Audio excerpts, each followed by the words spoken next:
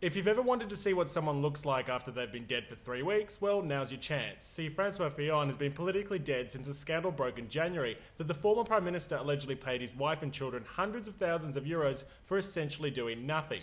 Leading the race just 3 months ago comfortably, Fillon's lead has all but evaporated. Party members have described the events as akin to the Titanic, but without the music. Needless to say, the pressure is ramping up on Fillon to quit. His supporters, however, point to the fact that in a second-round runoff, polls show that Fillon would defeat Marine Le Pen by a margin of 12 points. They also point to the fact that Macron, the centrist independent candidate, seems to be running out of steam, at the same time that Fillon is bottoming out in the polls. As a result, they argue that Fillon shouldn't be replaced, and he's still a good shot of getting into the second round and then eventually defeating Marine Le Pen.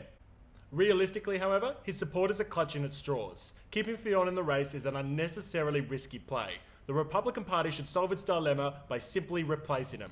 His supporters unrealistically assume that Fillon has an easy path to getting into the second round. Sure, Macron has few detailed policies, but assuming that he'll either A, release some, or B, lose popularity when he does is frankly unfounded. Furthermore, it overlooks the increasingly likely possibility that the French left may actually unite and form a unified ticket. That would also devastate Fillon's chances of getting into the second round.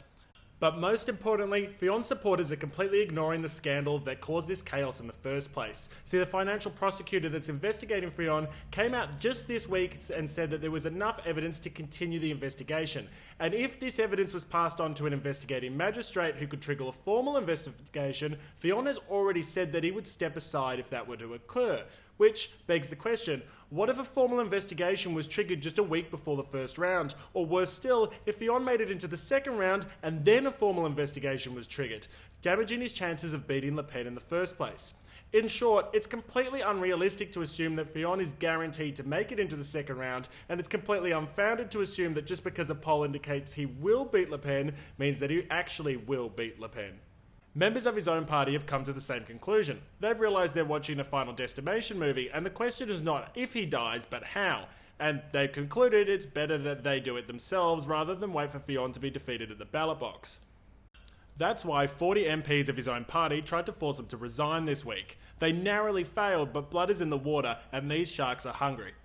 And so they should be. The next president of France could easily hail from the Republican Party, but the chances of that happening are diminishing by the day so long as Fillon remains at the top of the ticket. Eventually, party leadership is going to come to appreciate that, and that's why he's a dead man walking. Sooner or later, he will be removed, and the French presidential election will receive a significant shake-up when that day occurs. Thanks for listening to Black Swan Politics.